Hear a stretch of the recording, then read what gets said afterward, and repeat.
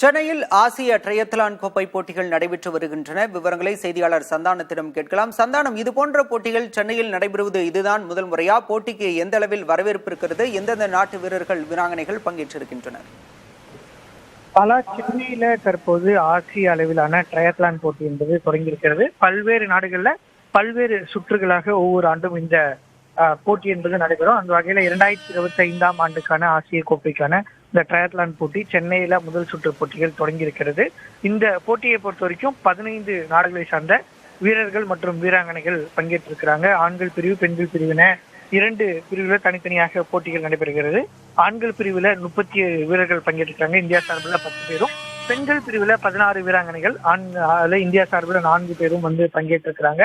ஏற்கனவே 2018ஆம் ஆண்டு சென்னையில இது போன்ற போட்டி என்பது நடைபெற்றிருந்தது. ஆனால் 2018ஆம் ஆண்டு ட்ரையத்லான் போட்டி நடைபெறும் போது கடல்ல இறுதி நாட்கள்ல ஏற்பட்ட மாசு காரணமாக வந்து நீச்சல் போட்டி நடைபெறாமல் வெறும் ரன்னிங் மற்றும் சைக்கிளிங் என 2 போட்டிகள் மட்டுமே நடத்தப்பட்டது. இந்த ஆண்டு கடல்ல வந்து எந்த ஒரு அந்த அளவுல நீச்சல் செய்வதற்கான தரம் கட்டுப்பாடு எடுத்துக்கிட்டல எந்த ஒரு மாசுக்கு பிரச்சனையும் இல்லாத காரணத்தால இந்த ஆண்டு ட்ரையத்லான் 3 போட்டிகளும் தற்போது தொடங்கி நடைபெற்று வருகிறது. ஆண்களுக்கான போட்டி என்பது தற்போது முடிவடைய இருக்கக்கூடிய சூழல்ல பெண்களுக்கான சைக்கிள் போட்டியும் தற்போது தொடங்கி இருக்கிறது. காலை 6:30 மணிலிருந்து 9:30 மணிக்கு வரை இந்த போட்டி என்பது திட்டமிட்ட ஞாயிற்றுக்கிழமை காலை என்பதால பெரிய அளவில் பொதுமக்களுக்கு போக்குவரத்து பாதிப்பு இல்லாத வகையில் இந்த போட்டி என்பது ஏற்பாடு செய்யப்பட்டு தற்போது நடைபெற்று இருக்கிறது. பாலா, விரிவான விவரங்களுக்கு நன்றி சந்தானம்.